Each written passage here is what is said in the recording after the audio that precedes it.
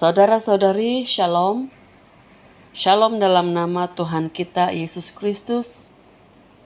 Puji Tuhan karena setiap hari kita dapat lalui dengan kekuatan karena pemeliharaan dari Tuhan. Dalam 2 Raja-Raja pasal 4 ayat 1 hingga 7, ada seorang balu. Dia telah kematian suami yang mana merupakan seorang nabi. Dia datang kepada Nabi Elisa. Suaminya telah mati dan meninggalkan hutang yang banyak. Oleh karena wanita ini tidak mampu membayar hutang suaminya, penagih-penagih hutang mengancam akan mengambil 2 anak wanita itu untuk dijadikan hamba. Saudara-saudari, hal ini sangat membuat hidup wanita ini menderita karena tertekan, tidak berdaya, dan takut. Dia memutuskan untuk mahu berjumpa dengan Nabi Elisa, abdi Allah yang hidup. Di dalam ayat 1, wanita ini berseru kepada Elisa dengan berkata, "Hamba-Mu, suamiku, sudah mati dan engkau tahu bahwa hamba-Mu itu takut akan Tuhan. Tetapi sekarang penagih hutang sudah datang untuk mengambil kedua orang anakku menjadi budaknya." Dalam ayat 2, Elisa bertanya kepadanya, "Apakah yang dapat ku perbuat bagimu? Beritahukanlah kepadaku apa-apa yang kau punya di rumah."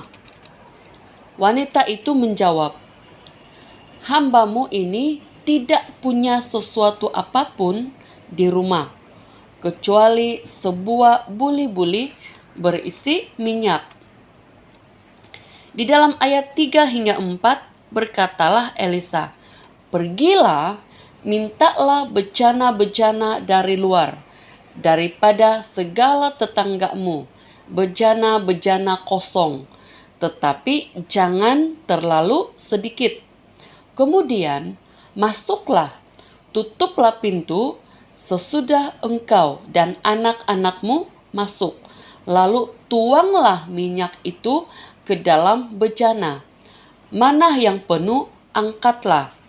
Saudara-saudari, wanita ini melakukan tepat seperti yang dikatakan oleh Nabi Elisa.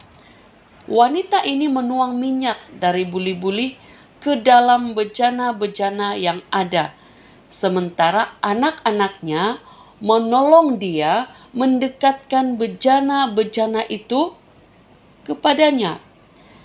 Yang ajaibnya, minyak itu tidak berhenti mengalir, sampailah tidak ada lagi bejana kosong untuk diisi.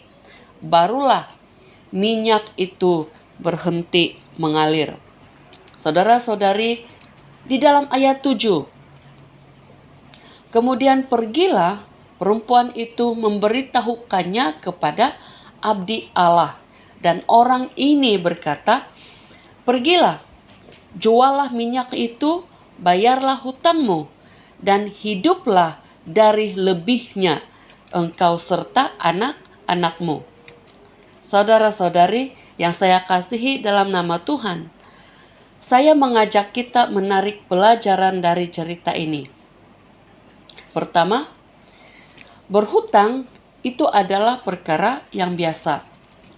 Cuma mari belajar untuk berhati-hati di dalam hal hutang, agar tidak menjadi jerat di dalam diri kita, bahkan keluarga kita.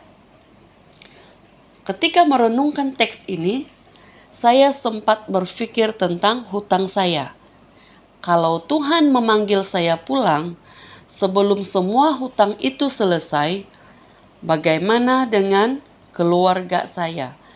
Jadi saya juga mulai bersedia agar tidak meninggalkan beban hutang kepada keluarga. Kedua,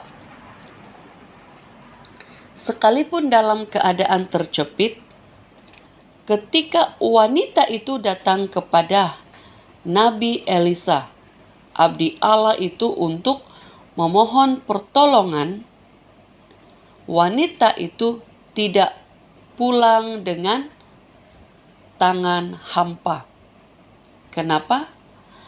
Ada mukjizat Tuhan yang menyertai dia ketika dia melangkah dengan iman untuk patuh kepada perkataan yang dikatakan oleh Nabi Elisa, yaitu hamba Allah yang hidup. Apakah kita juga terjepit dalam masalah keuangan? Mari datang kepada Tuhan dengan penuh iman bahwa Tuhan juga pasti menolong dan memimpin kita untuk menemukan jalan keluar. Nabi Elisa menuntun wanita itu dengan menggunakan apa yang dia ada. Setiap kita pasti ada sesuatu. Kalau bukan uang atau harta benda, kita pasti ada sesuatu seperti kemahiran. Jika kemahiran itu belum kita kuasai, kita boleh belajar mengembangkannya sehingga kita dapat usahakan untuk menghasilkan pendapatan bagi diri dan keluarga kita.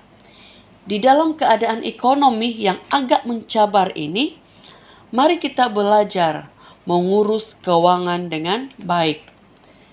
Mari belajar seperti kata Paulus dalam Filipi pasal 4 ayat 11.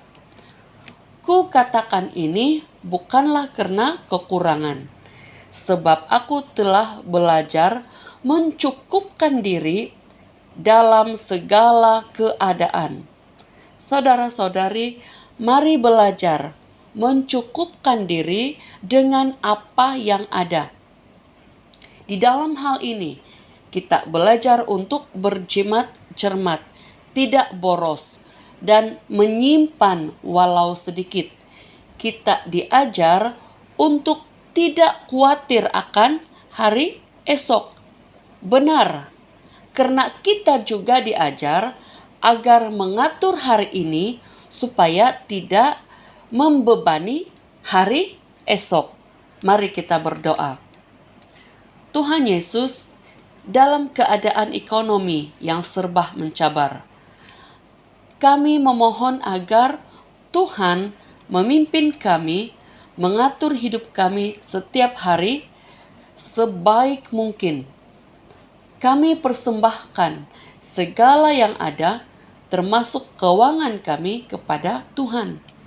Pimpinlah kami agar selalu belajar untuk mencukupkan diri dengan apa yang ada, dan juga tidak lupa untuk memperhatikan sesama kami. Terima kasih Tuhan. Amin.